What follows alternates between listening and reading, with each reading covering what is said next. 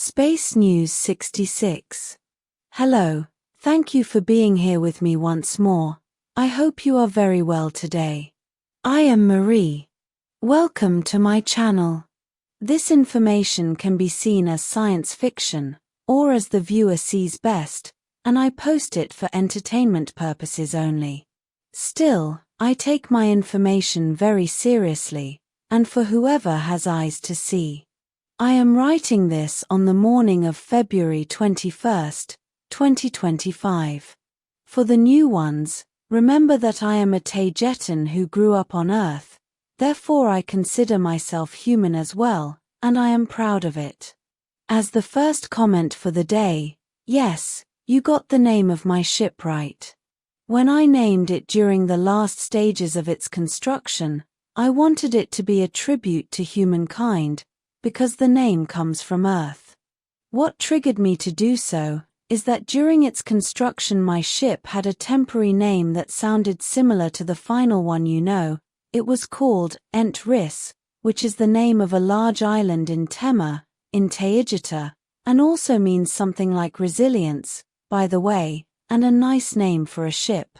That name, Ent-Ris, has now been reused for one of the other two new Toleka II-class starships currently in construction, the other being named Sharbik, although it too may be temporary. The name, Enterprise, nicknamed Biggie, represents to me the very essence of planetary liberation, being able to dwell among the stars again, to go where no human has gone before, and freely as it should be, side by side with all the other human Lyrian star races and other friendly ones as well. We've all had more than enough of all those Galactic Federation lies about suffering to achieve spiritual growth, and about isolation being essential to keep the matrix of Earth going, precisely to provide that suffering. On Earth, I am sure that if the truth about humanity existing just about all over the galaxy comes out, it would be the end of the Matrix as we know it. Yet such joy would probably be short-lived, as escaping from the Matrix on Earth also means joining the bigger Matrix outside, of which one is a mirror of the other. Just like a bird that escapes its cage only to find out it is sitting inside a larger one, yet it is a very necessary step to take for humanity. And this is exactly why I am not permitted, to give any more direct proof of what I say, as anything further from what I am doing right now would seriously rattle the Matrix. What saddens me is that I am alone now, as the only one giving direct messages, news, and information from outside Earth. The next piece on the news. A few days ago, hard to be precise exactly using Earth dates, a large Centauri Alfratan transport starship with exactly 700 people on board disappeared. It was en route from Alfratan, in Alpha Centauri, to Tema in Taygeta, and had a large amount of Taygetan citizens on board, returning home, perhaps because of the rising tensions between both star nations. The problem with Alfratans is that they are very disorganized, so they say that they do not have a list of all the passengers, nor anything like a log for their transport ships. There is a lot, and I do mean a lot, of space traffic between all the highly advanced interstellar civilizations in this galactic quadrant. Every day there are hundreds of thousands of starships moving among constellations and stars, much like is seen on Earth with all the commercial aeroplanes, among others like military and private crafts. There is a lot of activity in space, much contrary to how it is depicted on Earth in science fiction movies, where you can see one little heroic starship moving slowly in space traveling from one star to another, and taking several dozens, if not hundreds of years to get from one to another. They obviously haven't invented hyperspace travel yet, as a large starship, like a Toleka class, takes an average of 7 hours to travel from Earth to Taygeta, sit time. The large Centauri craft that got lost used to take 12 hours, sit time, to travel from Alpha Centauri to Taygeta, which is considered to be slow, as a Toleka class would travel that distance also in about 7 hours. As a reference, the average time a large starship takes from Earth to Alpha Centauri is 5 minutes. Sit time. Sit time is the one you would measure as perceived on board a traveling spacecraft with a stopwatch belonging to any one of her crew. At this time, Taygetan military forces are working in close coordination with Alfratan Centauri authorities to detect and find out the whereabouts of the missing ship. As the ship got lost while traveling in hyperspace, the prognosis is not good as it could be virtually anywhere and at any time. Yet starships do leave some kind of short-lived energetic wake, which frequency and vibration can be used as a clue to where it could be, yet the wake of the missing ship must have dissipated by now. We do suspect some kind of foul play with this missing ship, and my heart goes to all the families of the missing ones. I will keep you informed. The next piece of news.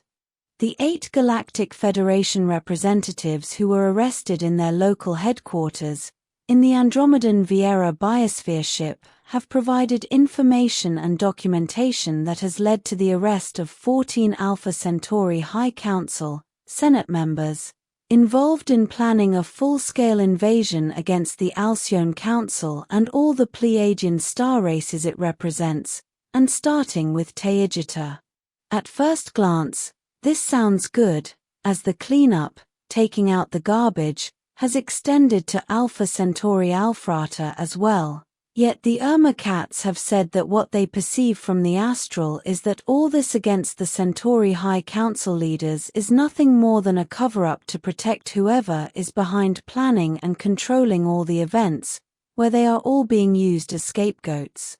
After the Urmah cats said this, it occurred to me to demand those arrested people be given to us, to our group, for questioning and processing, the Urmah way. This includes the 8 initial Galactic Federation arrested members, of which 6 are Alfratan and 2 are Thelosian, which is another Lyrian human star race. But both the local Galactic Federation and the Alfratan Centauri High Command denied our request, which further backs up what we suspect, that those 22 arrested people are only being used to cover up the real ones who are responsible for the recently uncovered plot against Taygeta and all M45 Pleiades. Another very suspicious thing is that the Thelosian government has virtually abandoned their 2 representatives, as they are treating them as fully guilty criminals with no chance for a fair trial. Yet they also denied our request for them to be transferred to us for questioning and processing. I cannot say where exactly Thelosians come from in this video, as I must first translate Galactic Federation and Taygetan star quadrant frequency maps to human constellations, star codes, and names, and that is sometimes not easy, but I will do so in my upcoming video about Thelosians. We are actively looking for the missing craft, but there is no further data at the time I am writing these words. Moving on to the Antarians, their local representative and ambassador as Nydia, informed me that they did find that half of their High Council Senate was infiltrated by Earth Cabal operatives, who were arrested and replaced with new ones loyal to Antaria. Unlike the Centauri, the Thelosians, and the local Galactic Federation, the Antarians have agreed to transfer their arrested members to the Urmah for questioning, and the movement is taking place right now, and under the strictest security protocols, so more clues will come in soon.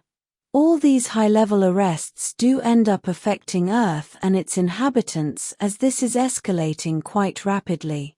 At this time we, as a group, are incapable of intervening directly in Earth's affairs, and this includes arresting evil people there, as they are all under the tacit protection of the Galactic Federation and their rules, even though they argue that it is only apparently so, as an unwanted consequence of keeping the Matrix on Earth intact.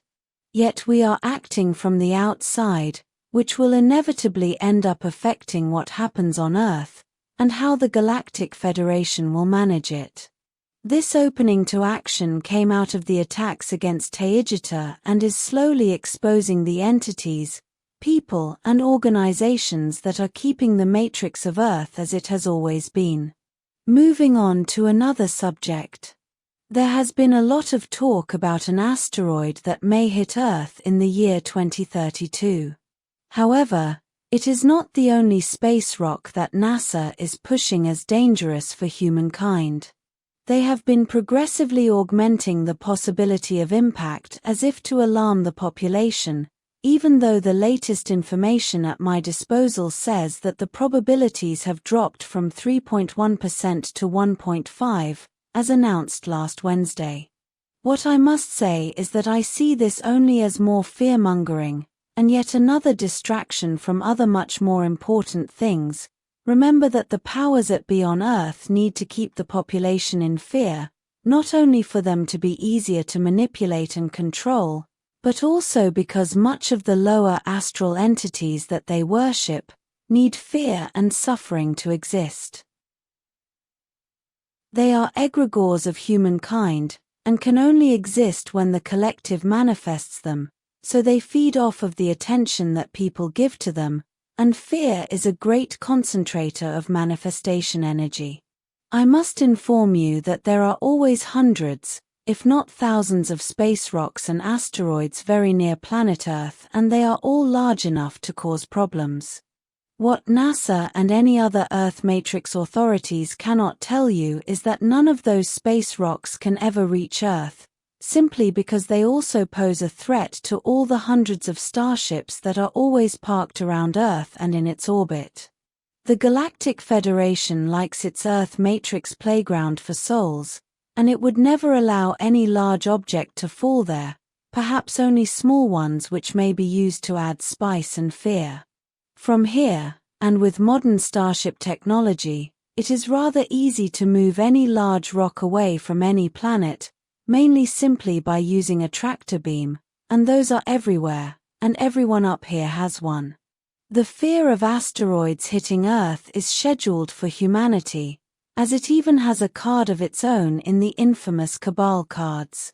As explained by Wernher von Braun himself, the fear of asteroids will be the agenda against humanity that comes right before the false alien invasion, which will be the last card and will cause the brand new globe order to come to power.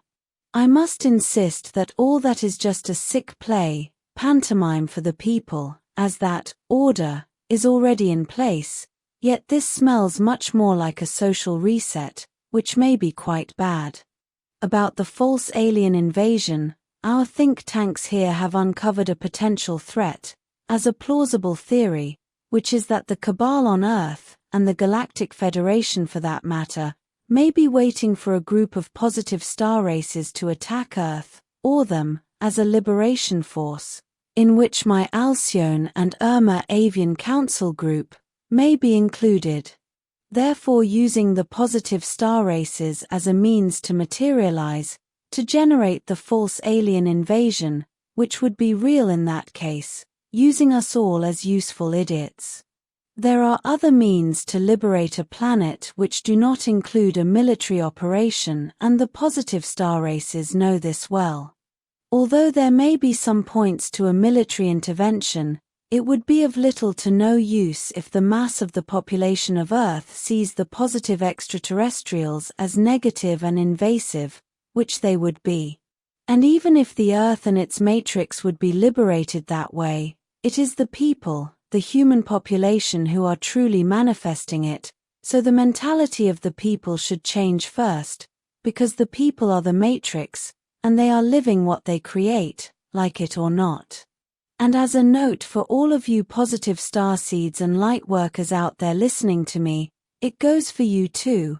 Although your much higher consciousness and awareness is doing the heavy work there, transforming the mass of the human population in the right and positive direction which will benefit us all, including us up here.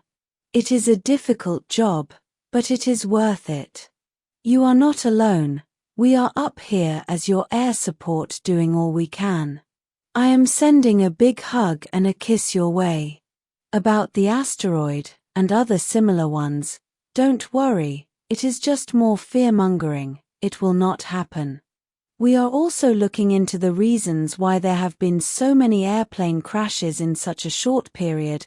It certainly is harder to explain as they all apparently have different causes, but we are looking into it, including from the astral side, as our Urmah friends have informed me. As always, I wish to thank my channel's sponsors. Without you, I could not make these videos, and therefore I could not communicate with all of you. You are literally keeping this channel alive. Thank you so very much. This will be all for today. As always, thank you for watching my video, and for liking, sharing, and subscribing for more. It helps this channel grow a lot. And I hope to see you here next time. With much love and appreciation, your friend, Marie.